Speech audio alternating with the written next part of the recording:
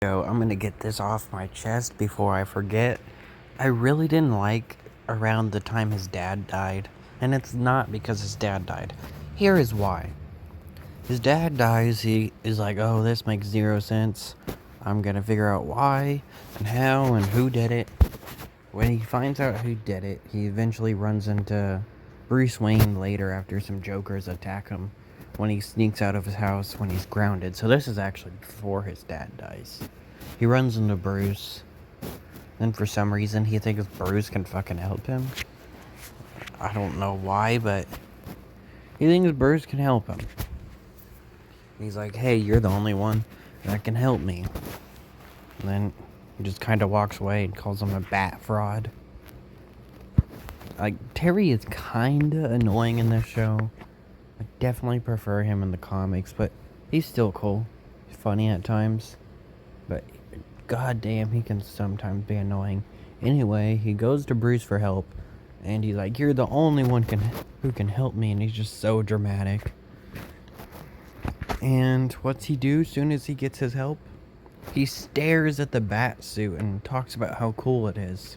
Your dad just died. Yeah, I thought it made zero sense. And later, he literally murders his father's killer.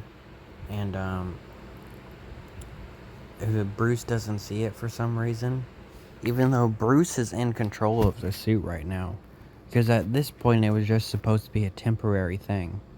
So why isn't the camera on to see him literally murder that guy? I don't know.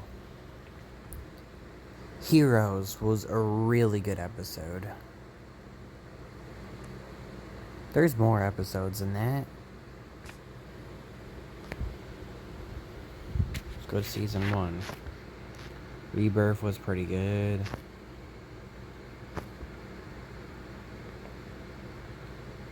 The scene in the first episode when we see why Bruce retires was pretty good. Mr. Freeze episode was amazing.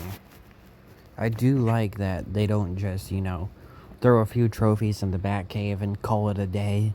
That they actually mention, other villains or have them in episodes. Because Joker is obviously mentioned a lot, since there's a whole gang after him since he died, though. We don't know really how he died in this show. We never really get it explained. He does return in Batman Beyond, Return of the Joker, obviously. But we never really get explained how he dies in this. Anyway, the Mr. Freeze episode was amazing. It really felt sad for him since, Terry was really the only guy that cared for him. Shriek episode was pretty cool. And I'm glad that Shriek returned and she just wasn't a one-time villain. The Royal Flush gang kinda sucked. It was just a romantic episode mostly. It was still a good episode. I'm just not a fan of romantic stuff, especially when it's a big part of the plot. The illegal steroid one was pretty good, but it's just something the show does a lot. Is they'll throw a character in, give him a name, and Terry might hang out with him with 2 minutes. Like, can you not just establish characters in the school and have him be sort of friends with them? And then, in later episodes, something bad happens to them? Instead of just going, oh, that guy's name is Kurt. Terry's known him this whole time. Oh, he's doing steroids. Or this nerd that's getting bullied. Oh, now he's got a robot suit and he's about to kill his dad. Like, come on. You can establish some characters besides his girlfriend and his girlfriend's 2 friends. And Bruce. And Ace.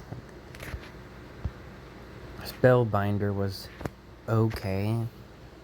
I mean, he's the first villain to, really get Batman.